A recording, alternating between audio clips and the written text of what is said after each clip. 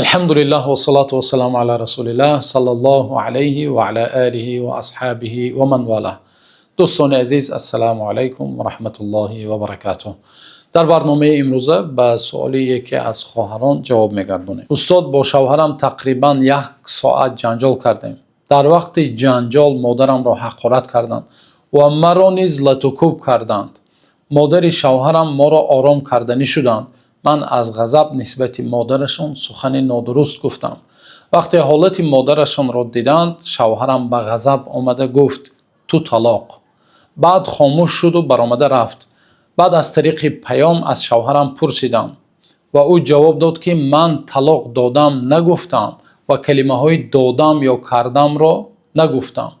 آیا این طلاق حساب می شود؟ خب، در اینجا یک چند مسئله است و پیش از آن که به این سوال جواب گردانیم، به هر یک شما زن و شوهر و هر یک برادر و خواهرایی که ما را میشنوند یک قاعده را گفتنی هستم که هر یک زن و شوهر وقتی که به الله تعالی نزدیک میشوند، الله تعالی زندگی آنها را زندگی بهترین میگرداند، مناسبت آنها را بهترین مناسبت میگرداند و بین آنها مهر و محبت روز تا روز زیاد میشود و زیاد میشود.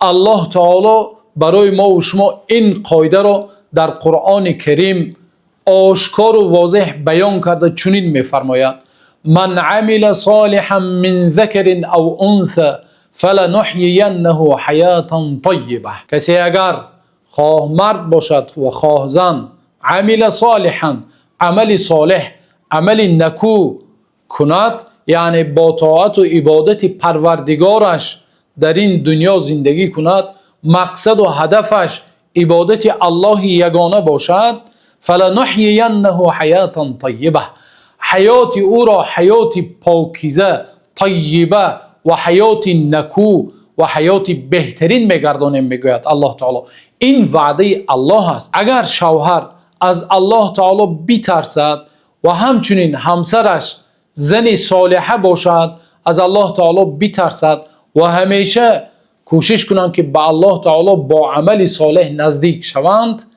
الله تعالی حتما حیات آنها را حیات پاکیزه میگرداند. و همچنین الله تعالی در سوره طه آیت 124 میفرماید: و من اعرض عن ذکری فان له معیشة ضنکا و نحشره یوم القیامة اعمی.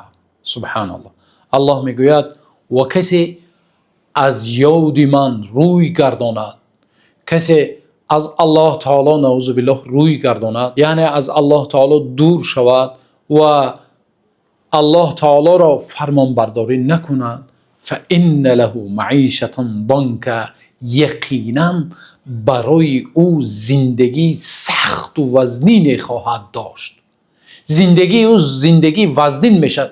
کلمه را ببینید، فان له معیشة ضنکا. الله تعالی میگه معیشت، زندگی آنها ضنک میشه. خود کلمه وزنین است. زندگی سخت و وزنین و دشوار خواهند داشت. و نحشره یوم القیامة اعمی. روز قیامت او را کور زنده میکنم، میگوید الله تعالی. روز قیامت نابینا زنده میشود، نعوذ بالله. برای چی؟ برای اینکه او نعمتهای الله تعالی را نابینا گرفت، خودش را مقابل نعمتهای الله تعالی، و از الله تعالی دور شد. نتیجهش هم این دنیا زندگیش جنگ و جنجال و همیشه بحث و جدال و خرخشه و چه هست، و روز قیامت هم الله تعالی او را چیکار میکند؟ از نابیناها، از بنده های ناشکر بنده همین خیلی زنده میگرداند الله تعالی. اکنون میگذاریم به سر مسئله و جواب به سوال این خواهر. وقتی شوهر گفت که تو طلاق کردم دادم نگفت، و این با زبان عربی انت طالقون، خطاب به زن شده ایستاده است، تو طلاق گفته ایستاده است. این طلاق آشکار و واضح است، نابسته از نیتش. نیتم طلاق بود نبود یگان چی فایده ندارد. تو طلاق گفته ایستاده است، به زن خطاب کرده. در این حالت یک طلاق واقع می شود، چخیلی که گفتیم ناوابسته از نیتش، زیرا اینکه این طلاق آشکار است، طلاق کنایه نیست. طلاق آشکار به نیت نیاز ندارد، محتاج نیت نیست.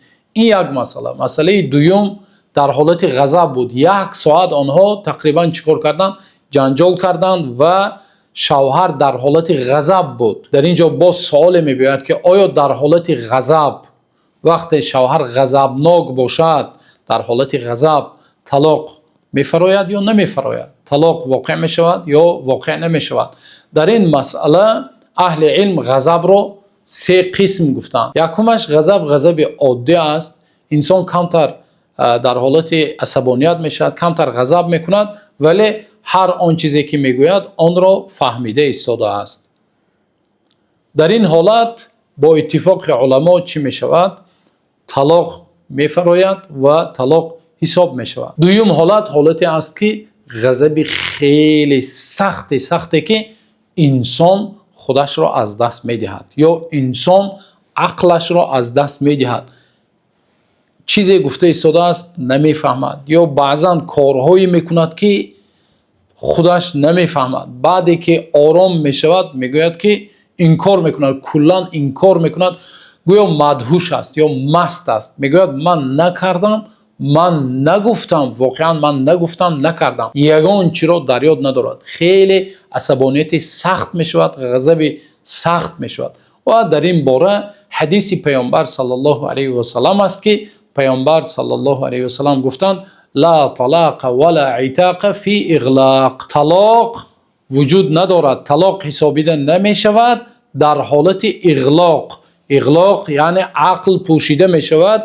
و در شرح همین حدیث اهل علم گفتند که غضب خیلی سخت، وقتی شوهر غضب خیلی سخت غضبناک می شود، عصبانیت می شود، سخنهایی که گفته ایستاده است آن را نمی فهمد، از دهانش می براید. شیطان در این حالت چیکار میکند؟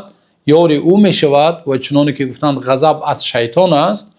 و در این حالت توصیه میدیم که انسان وقتی غضب میکند چنانه که پیامبر صلی الله علیه و سلم گفتند طهارت کند. رفته طهارت گیرد، غضبش چی میشود؟ میفراید.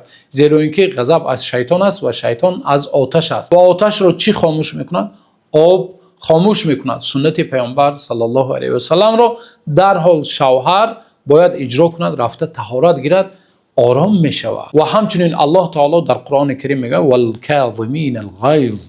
اهل ایمان را، اهل جنت را وصف کرده، میگویند آنهایی که اهل جنت آنهایی هستند که غضب خود را، خشم و غضب خود را فرو میبرند. بنابراین اگر شوهر خشم و غضبش در یک حالتی باشد که خیلی سخت و گپ‌های گفتگیش را نمیفهمد و مثل مدهوش است یا مست است، در این حالت طلاقش حساب نمی شود. و الله تعالی را دعا کنیم که الله تعالی هر یکی ما و شما را به سوی خودش هدایت کند و ما و شما مردان را الله تعالی سزاوار مسئولیت کند. زندگی واقعا مسئولیت است. همسر، فرزندان امانت است. امانت الله تعالی برای ما و شما شوهرها است. بسیاری مردها میگویند که یک سخن را قپیده گرفتند، میگویند که خواهی زندگی کن، نخواهی 4 طرفت قبله برآمده رو. همین است دیگر، من میتونستگیم همین. نه، این خیلی نه، این از مسئولیت گریختن است. مرد باید مسئولیت را وقتی گفت قبولش کردم، در وقت نکاح چی گفته بودیم؟ خواستم و قبولش کردم.